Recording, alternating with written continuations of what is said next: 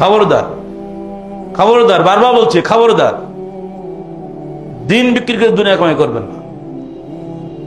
এরপরে আমরা জায়েজ করে কি করে জানেন, সমাজের লোক যদি, সমাজের লোকেরও দায়িত্ব আছে যে লোকটা আমার এখানে ইমামতি করবে, অতএব তার তো সংসার আছে, সেটা সমাজ দেবে, দর কষাকষি করতে পারবেন না।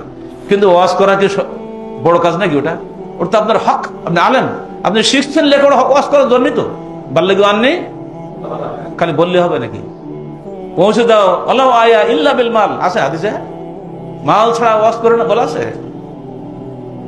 ওয়াজ করুন একদিন, আপনি আত্মীয় বাড়ি যান না, একদিন থাকেন না, ওরকম মনে করেন একদিন আল্লাহ যে আপনার সুযোগ দিয়েছে কথা বলার, এটা আল্লাহ শুকরিয়া আদায় করেন।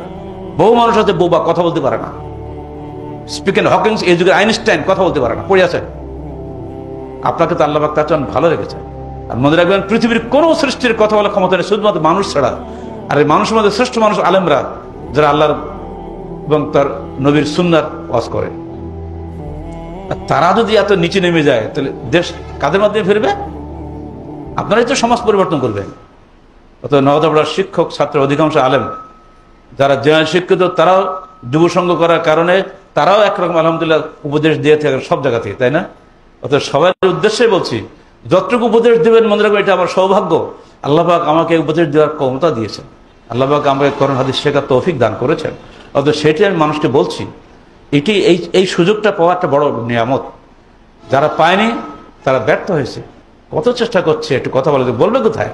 সংগঠন লাগবে, আপনি ডাকলে লোক আসবে নাকি? 24 ঘন্টা নোটিশে ঢাকা ভর্তি হয়ে গেছে, যার সংগঠন নেই ঘরে চিল্লাচিল্লি করে দিয়ে কটা লোক হয়? মাইকিং করেন সারা নওদাপাড়া আর সারা সাহেব বাজার, 10টা মাইক করেন, কটা লোক আসে? হবে না। সংগঠন লাগবে, মানুষকে জানাতে হবে যে এই লোকগুলো এই কাজ করে। একবার যদি আপনি চিহ্নিত হয়ে যান নওদাপাড়া এই লোকগুলো এই কাজই করে, আপনার মর্যাদা চাইতে হবে না, মর্যাদা এমনি চলে আসবে। পরিশেষে আবারও মনে করে দিচ্ছি, খবরদার, আখিরাতের বিনিময়ে